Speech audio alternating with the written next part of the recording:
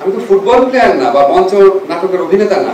আইন, বিচার ও সংসদ বিষয়ক মন্ত্রণালয়ের উপদেষ্টা ডক্টর আসিফ নজরুল বলেছেন, আমরা প্রায়ই শুনি আপনি কি করেছেন, শহীদদের রক্তের উপর আপনি এখানে বসেছেন, আমরা আপনাকে এখানে বসেছি। আমি বলতে চাই, আমি তো ফুটবল খেলোয়াড় বা মঞ্চের অভিনেতা না যে আমি যা করছি তা দেখতে পারবেন। কি করছি তা আমার কাজের মধ্যে দিয়ে দেখতে পারবেন। আমি অনেক কাজ করেছি যা বাংলাদেশের ইতিহাসে কোনোদিনই হয়নি। 17 সেপ্টেম্বর বুধবার বিকেল 5:30টার দিকে সিলেটের সদর উপজেলার এয়ারপোর্ট এলাকায় একটি অভিজাত হোটেলে মামলা পূর্ব মধ্যস্থতার বাধ্যতামূলক বিধান কার্যক্রম উদ্বোধন অনুষ্ঠানে এই কথা বলেন তিনি। আইন, বিচার ও সংসদ বিষয়ক মন্ত্রণালয়ের আইন ও বিচার বিভাগের আওতাধীন জাতীয় আইনগত সহায়তা প্রদান সংস্থার উদ্যোগে এই অনুষ্ঠানের আয়োজন করা হয়। আইন উপদেষ্টা বলেন, এখন থেকে পারিবারিক বিরোধ, পিতামাতার ভরণ পোষণ, বাড়ি ভাড়া, যৌতুক সহ 8টি বিষয়ে সরাসরি মামলা করা যাবে না। মামলা দায়েরের আগে বাধ্যতামূলক মধ্যস্থতা বিধান রেখে আইন কার্যকর করা হচ্ছে।